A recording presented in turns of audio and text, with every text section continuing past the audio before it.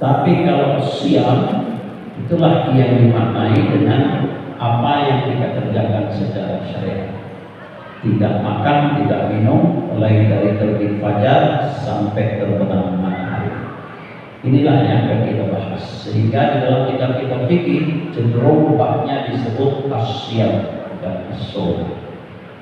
As-siyam secara bahasa al-imsak an-syai', artinya adalah menahan diri dari sesuatu. Itulah makna dasar bahasan daripada as-siyam. Secara istilah adalah syar'an imsak an-muftirat, menahan diri dari hal-hal yang membatalkan puasa. Nanti kita akan bahas apa-apa saja. Min tulu'il fajri ila ghurubi syams ma'an niyah, dari terbitnya fajar sampai terbenamnya matahari dan disertai niat. Menahan diri dari hal-hal yang membatalkan mulai kapan? Terbitnya fajar. Terbitnya fajar itu maksudnya waktu subuh.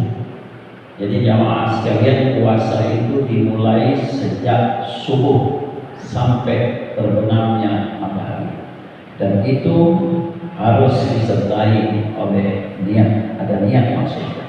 Kita tidak bicara tentang sejarah daripada puasa dan hikmahnya. Kita akan fokus membahas jamaah sekalian berkenaan dengan hukum-hukum tadi sebagaimana yang disebutkan. Jamaah yang dirahmati Allah, ini sebenarnya kitabnya cukup tebal, cuma saya karena setelah ini menyambung acara sehat, oleh karenanya saya minta fotokopiakan, lantas kemudian supaya melanjutkan perjalanan sebentar tidak terlewat. Jamaah sekalian, syarat-syarat wajib di dalam berpuasa yang tidak perlu kita bahas panjang lebar, kita tidak akan mengupas. Yang pertama tentu adalah harus Islam. Kalau bukan Islam, maka puasanya tidak ada segi hukum yang ada di situ. Paling-paling yang dia dapatkan hanyalah sehat semata. Karena siapa saja yang menerapkan aturan berpuasa secara Islam, dia akan dapatkan hikmah-hikmah tertentu, di antaranya adalah kesehatan. Sesuai sabda Nabi, sumu asyik, puasalah kalian pasti sehat. Jadi kalau ada orang muslim dia mempuasa cara orang Islam, bagaimana? Yang dia dapatkan kesehatan. Tapi kalau pahala dan sebagainya. Kemudian jamaah sekalian, taklif tentu dalam hal ini adalah mereka yang sudah akil balik. Kalau tidak ada kewajiban kepada mereka. Yang ketiga, al-khulu' 'anil a'dzari al-mani'ah min as-shaum, terlepas daripada hal-hal perintah dalam hal berpuasa. Misalnya saja kalau ada orang yang dalam keadaan haid, nah ini kalau sampai ada yang haid, otomatis ketika dia mendapatkan dia tidak perlu puasa. Kalau di tengah haid di tengah puasa dia mendapatkan haid, saat itu juga puasanya batal.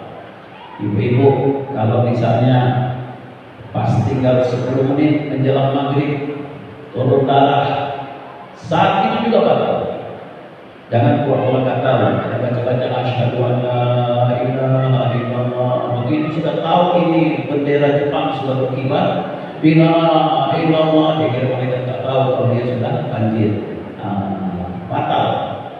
Cuma ibu-ibu, bapak-bapak ingatkan keluarga kita.